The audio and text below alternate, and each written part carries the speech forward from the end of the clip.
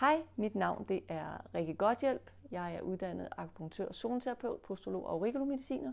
Jeg har klinik og skole i København og underviser også i Aarhus. Så skriver jeg for bladet Sund Forskning. Jeg har fået spørgsmål fra flere af mine læsere i denne her uge. Er det virkelig sandt, at akupunktur kan hjælpe folk, der får mange myggestik?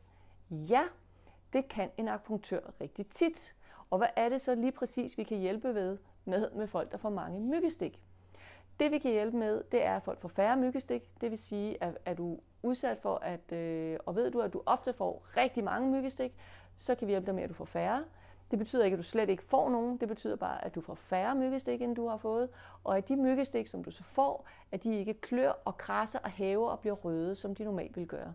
Nogle får simpelthen store hævelser, nogle får sår og pus, der danner sig pus nedunder i underhuden, altså inflammation. Og det er det, vi kan undgå. Det vil sige, at får du en akupunkturbehandling, så vil du få færre myggestik. De vil klø mindre eller slet ikke. De vil ikke hæve op, og de vil ikke blive irriteret, og de vil ikke blive inficeret. Og kan man så hjælpe alle? Nej.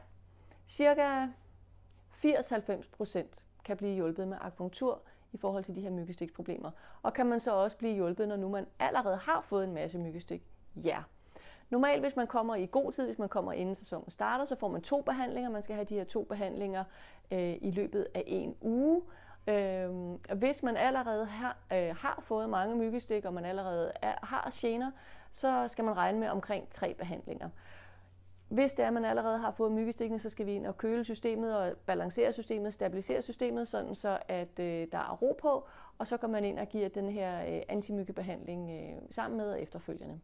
Så 2-3 behandlinger i løbet af en uge til 1,5, og 80-90% de har glæde af den her type behandlinger. Ja, jeg håber, du får en rigtig dejlig sommer, og du får hjælp til din myggestik og dine myggestiksproblemer. Ha' det rigtig godt, og tak fordi du kiggede med.